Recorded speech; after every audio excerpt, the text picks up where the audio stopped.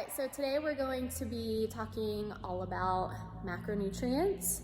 And before we get started, I just want to let you guys know the general purpose and the overall goal of this video.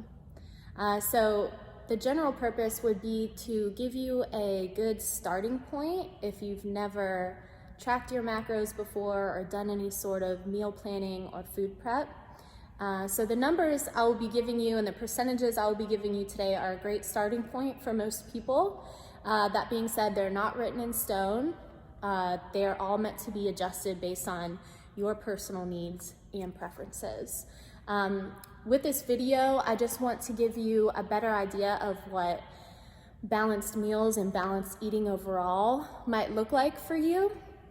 And the goal is for you to then take that knowledge and be able to apply it to planning your meals and doing your food prep for the week. The ultimate goal would be for you to get pretty familiar with this stuff and what your body needs and what your body responds best to, and eventually be able to eat in a way that's a lot more intuitive with your body's needs in mind. So I'm sure as many of you know, the three macronutrients are proteins, fats, and carbohydrates. But before we can get into how many of each your body needs, we have to factor in about how many calories you need per day. That's what we're going to base all of these numbers off of, is your individual calorie needs every single day. So there are a lot of different ways that you can figure out about how many calories your body needs each day. So you guys know that we recently had body fat testing of NC come to both gyms and measure people's body composition. So a lot of times what those sort of services will offer you is a printout with a bunch of information, including your daily calorie needs. And the reason why those can be so helpful is because for leaner individuals who have a large amount of muscle mass in comparison to fat mass, those people tend to need more calories per day than someone of the same exact weight who doesn't have as much muscle mass. So if you partook in that service whenever they were here, that's great. So you already have a great starting point for about how many calories you need every day.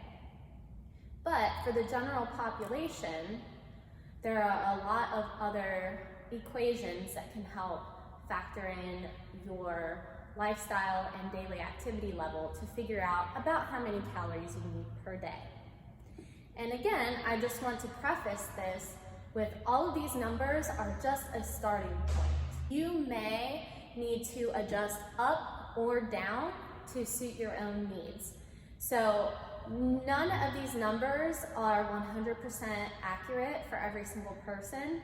That's why it's important to trust yourself, trust your own body and how you feel, and be flexible enough to make adjustments where they're needed. All right, so let's get into the numbers. As I said, we need to calculate our calorie needs before we can get into any of the fun macro stuff. So the method that I'll show you today is just very simple. We are basically going to take a multiplier and we are going to multiply that times our body weight in pounds to figure out about how many calories we require each day. It depends on your activity level, of course, and your weight. So here we have a range of multipliers for each of the activity levels.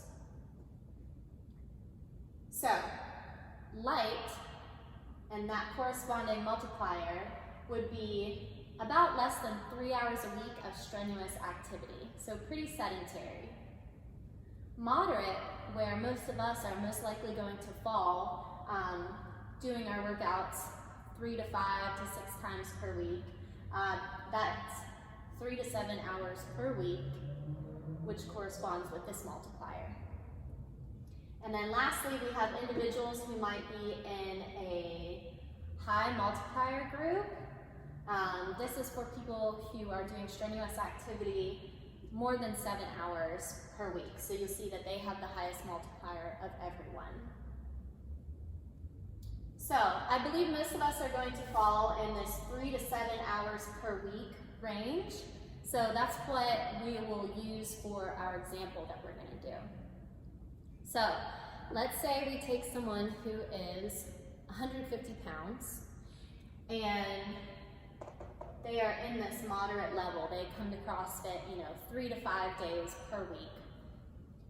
Their multiplier would be anywhere from 14 to 16. This allows for a little bit of adjustment here, and it is a bit of guesswork, but if you know you're closer to that 3 to 4 hour a week range versus closer to that 5, 6, 7 hours, then maybe go on the lower end of this. But if you know that you are coming in to the gym or working out at home right now, closer to a daily basis, maybe go up towards a 16.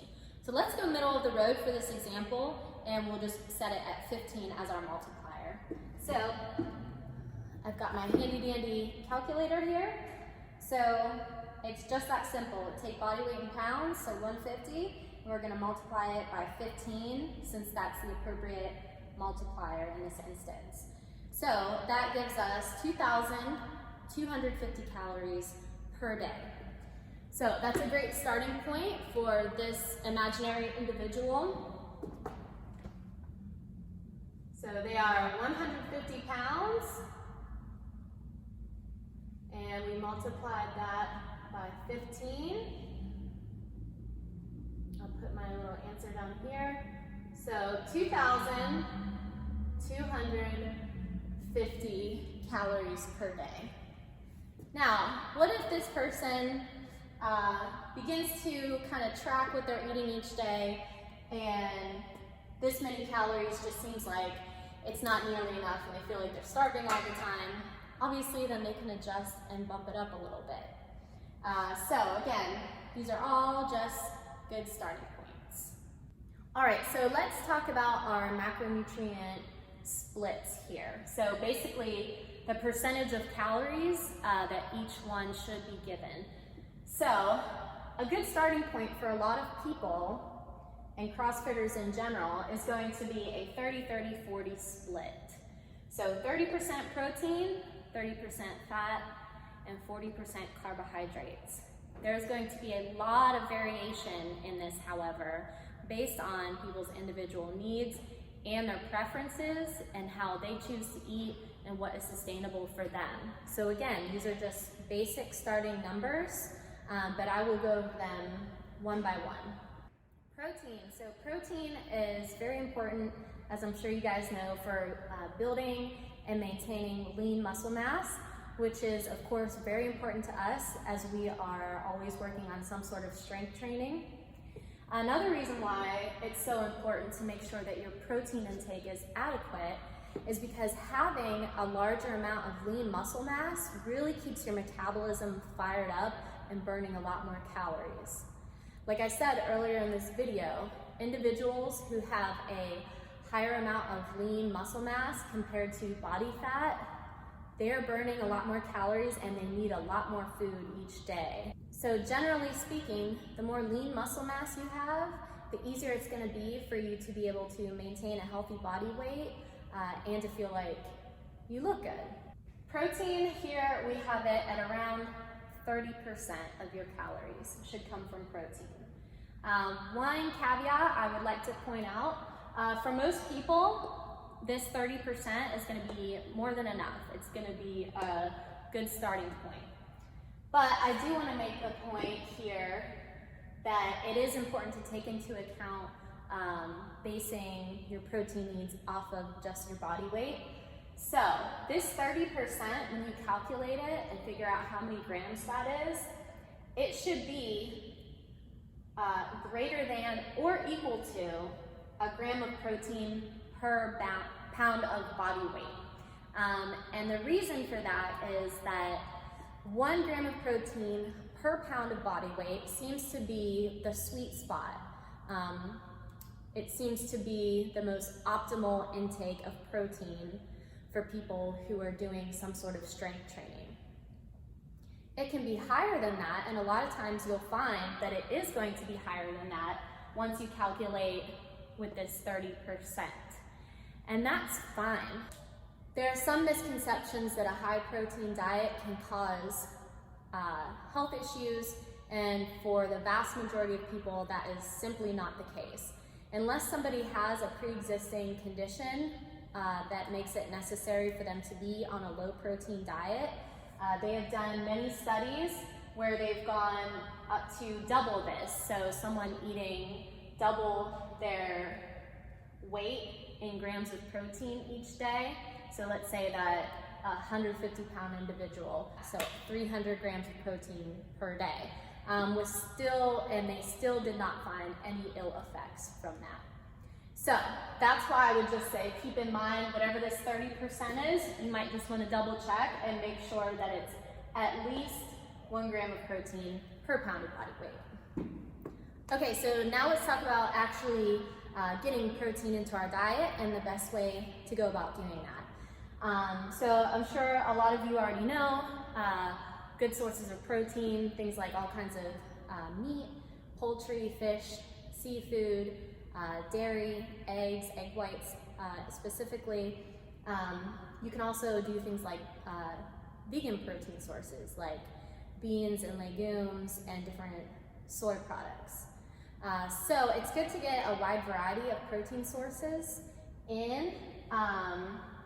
And protein is of course made up of amino acids, 9 of which are essential, which means we have to get them from food because we can't make them ourselves in our bodies.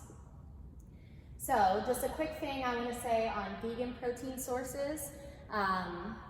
Most of them do not have a complete amino acid profile, so they don't have all of those essential amino acids, whereas animal proteins, including dairy and eggs, they do have that complete amino acid profile. You can meet your protein needs pretty easily, especially nowadays with vegan sources, but I would highly suggest incorporating plenty of animal sources into your diet as well. It's a good idea to try and space your daily protein needs pretty evenly throughout your meals. If you are splitting your protein evenly throughout the day, or roughly speaking, evenly throughout the day, you're going to be stimulating that muscle protein synthesis on a more regular basis, which is really great for building and maintaining lean muscle mass, which again is something that we all really want to strive for because we are always trying to get fitter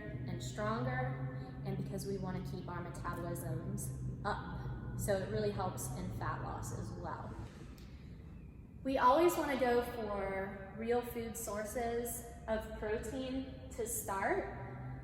That being said, if you have a difficult time getting your protein needs met with just the food you're eating, that's when it would be beneficial to add in a protein shake. Okay, so let's figure out, our imaginary person here, let's figure out about how much protein they need each day. Requires a little bit of math, but it's super simple. So obviously if they're getting 30% of their calories a day coming from protein, you just take 30% and you multiply it by their calories. So 2,250 multiplied by 0.3 will give us 675. So that's calories a day that are just coming from protein. Protein has 4 calories per gram. So we take 675, divide it by 4, and that gives us our grams of protein needed each day for this person. So they will be at around 169 grams of protein per day. Like I said, it's best to try to split this up pretty evenly amongst your meals. So let's just imagine that this person is going to eat 4 meals per day. That's what works for them. So they want to get, roughly speaking, about 42 grams of protein per meal if they want to split it up evenly. Next, let's talk about fats. It's important to get enough fat in your diet, an adequate amount. It's so important for things like hormone production and your brain health. So a good starting point, like I said, is about 30% of your calories coming from fat. Some people find they thrive with higher fat. Some people feel that they do best with a little bit lower fat. So again, you can adjust based on your needs and preferences, but it's a good starting point. So fats help keep you feeling satisfied in between meals because they are slow digesting. And some good sources of fat that you might want to consider are things like olives and olive oil, and nuts and seeds seed butters and oil, things like avocado, coconut oil. And then you have animal sources of fats, which can be really great for you too. Things like fattier cuts of meat and poultry, full fat dairy, so things like heavy cream and full fat yogurt. Egg yolks are great, butter can be great. The thing you want to consider whenever having animal sources of fats is really how the animals were raised. So healthier animals produce healthier meats that have a healthier fat profile in them. So things to look for would be like pasture raised, grass fed, wild caught fish versus conventionally farmed fish or animals.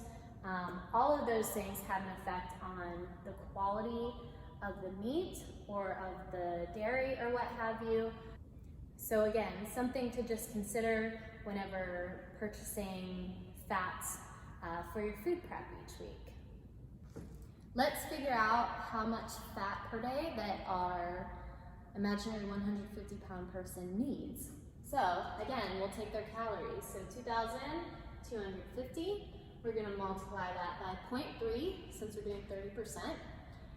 And again, we'll get 675. So this is the calories that will come from fat. Fat has 9 calories per gram. So we take 675 divided by 9, and we'll see that this person needs about 75 grams of fat per day.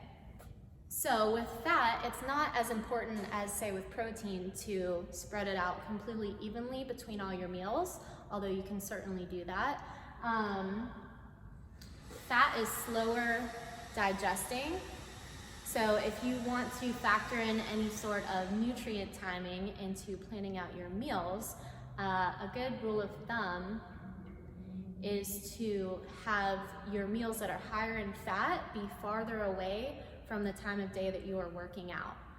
And again, this is something that is very easily tweaked for people. Some people find that they like to eat high fat around their workouts. But as a general rule of thumb, especially for CrossFit workouts, where we're doing that high intensity stuff, having your fattier meals farther away from your workout time is typically better. And the reason for that is because fat is slow digesting. Whenever you are working out and doing strength training and high intensity training, your body is tapping into your carbohydrate stores, and it needs those carbohydrate stores in order to fuel that high intensity work. So if you have a lot of fat around your workouts, sometimes that can make you just feel a little bit more sluggish and not able to perform as well during those high intensity metcons that we do. So again, this is variable. This varies a lot amongst people, but that is a general rule of thumb. You can kind of experiment with that stuff, which is fun to do, and see if having your fattier meals away from your workout time and your meals higher in carbohydrates closer to your workout time, you can kind of play with that and see if it makes a difference in how you feel during your workouts. You can play around with this stuff, and only you can decide what's gonna work best for you. Last but not least, let's talk about carbohydrates.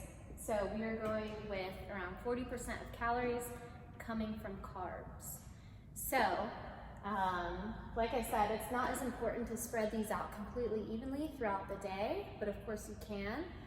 It's just another thing for you to play around with and see what makes you feel good. So obviously carbohydrates We're talking about things like grains, fruit, different starchy vegetables like all kinds of potatoes and yams. Other starchy vegetable sources would be the winter squash like spaghetti squash and acorn squash. Also beans and legumes, they are also good sources of slow digesting carbohydrates, which also have some protein in them. Then you have your faster digesting carbohydrates. So this would include certain fruits, and that's different for everybody, which fruits keep them feeling satisfied for longer and which ones seem to give them a quick spike in energy and then sometimes a crash. So fruits is really one that has a lot of different variables, so you just have to find what works for you. And then of course, your more refined carbohydrate sources, so things like white rice, things that are more heavily processed, like any kind of pasta, whether it's beans and legumes pasta, which they have a lot of today, whether it's brown rice pasta or just white pasta, all of that stuff is more highly processed. So generally it's going to digest a lot quicker than some of the more whole food sources of carbohydrates. Let's figure out how many carbohydrates our person needs per day. So again, we're taking 2,250 calories and we're going to multiply that by 0.4, so 40%, which gives us 900 calories a day coming from carbohydrates. Carbohydrates, just like protein, have 4 calories per gram. So 900 divided by 4 gives us 225 grams of carbohydrates per day for this person. So again, a good starting point for this would be to just space these carbohydrates out somewhat evenly throughout all your meals over the course of the day. If you want to play around with nutrient timing a little bit to see if you can kind of maximize the way you feel during your workouts, you can try having your heavier carbohydrate meals with a little bit less fat closer to your workout time, so before and right after, and then have your lower carbohydrate, higher fat meals farther away from your workout time. Last but not least, we want to make sure that not only we're meeting our macronutrient needs, but that we're getting enough things like vitamins and minerals in the food that we're eating. And of course, great sources of these things are going to be vegetables. So besides the really starchy vegetables like your winter squash and your potatoes and your yams and things like that, things like green leafy vegetables, stuff like broccoli, different summer squashes, peppers, onions, all things like that are really high in vitamins and minerals, and you should be including them with each meal if you can. Putting it all together, we're going to talk about how to use this knowledge to build our meal plan. So the first thing you want to think about is the healthy sources of each macronutrient that are also something that you would actually want to eat. And from there, you can figure out what you're actually going to buy at the grocery store. And from that point, there are 2 different ways to go about doing your meal prep. So the first way that I'll go over is just to use hand portions. So using these hand portions for each meal, assuming you're going to have anywhere from 2 to 4 meals a day, depending on how you like to eat. These are naturally going to give most people roughly a 30-30-40 split of their macronutrients. But they're certainly not exact and not taking those exact percentages into account. But the good thing about this is that they still give you a really good guideline for how to build balanced meals for yourself in a way that takes out a lot of the stress and a lot of the math and all of those things that goes along with measuring and tracking everything. So this can be a really good option for you if you find that the exact numbers and the weighing and measuring everything, if it stresses you out, this should be your way to go. So again, assuming you're eating 2 to 4 meals per day, and there's no right or wrong answer there, by the way, it's whatever you prefer. That'll help you figure out how to adjust these a little bit per meal. So protein, 1 to 2 palms worth of protein per meal, so the size of your palm, 1 or 2 of those. Fat, 1 to 2 thumbs worth, so your whole thumb. Carbohydrates, this would be 1 to 2 cupped hands per meal. And then finally, veggies. So these are the non-starchy veggies. Starchy veggies would be included with your carbs. We're talking about leafy greens, cucumbers, tomatoes, peppers, onions, colorful veggies that are gonna give you a lot of your vitamins and your minerals. You want 1 to 2 fists per meal. Now, if you would like to weigh and measure and track what you're eating and try to hit these percentages and make adjustments from there, and you want to get kind of nerdy with it, you can go the measuring and the tracking route. So you will need a food scale for this, as it's the most accurate way to measure all of your macronutrients, and then you'll need an app. Most people like MyFitnessPal, and has a huge database of foods in there. In MyFitnessPal, it enables you to enter in your calorie goals and your macronutrient split in percentages, and then from there you can add in the foods that you want to eat and your meals, and kind of have everything mapped out, and it gives you a clear picture of exactly how to hit those exact percentages. So I think that this route can be really good to do in the short term. I personally don't believe that the best thing to do is weigh and measure and track every single bite of food that you put in your mouth day in and day out. I think that that can make a lot of people feel really stressed and create a lot of unnecessary stress. But I do think it's great to do in the beginning to help you get a better idea of what your needs are, and then the eventual goal should be to be able to hit close to these macronutrient splits and your calories per day on an intuitive level. And that is something that just comes with time, and it comes with kind of playing around with this stuff, making little tweaks where you need to. And I know that for me, I prefer to eat intuitively with my macronutrient and calorie needs in mind, and I've been doing this stuff long enough where I can do that intuitively and kind of eyeball what it is and the amounts of everything that I'm putting into my meals. And again, the reason I say that is because, you know, life is messy, life is busy, we don't always have time or the energy to, you know, carry our food scale around with us, and it kind of frees up a lot of mental space once you get to the point where you can just do this stuff intuitively. There are a lot more important things in life than stressing about hitting your exact grams of carbohydrates in MyFitnessPal. That being said, it is a great tool to use when you're first starting out, so you can get a better idea of what your needs are and what works best for you. All right, so that's it for macronutrients. If you guys have any questions on the stuff that I talked about, you can shoot me an email, amanda@crossfitsuesponte.com. Meet me back here tomorrow. I'm gonna be talking to you guys all about food prep. I'm gonna show you a little bit of my process for prepping my meals each week, and I'll show you some of the stuff that I like to keep in my fridge and in my pantry. So anyways, thank you for watching, and I will see you guys tomorrow.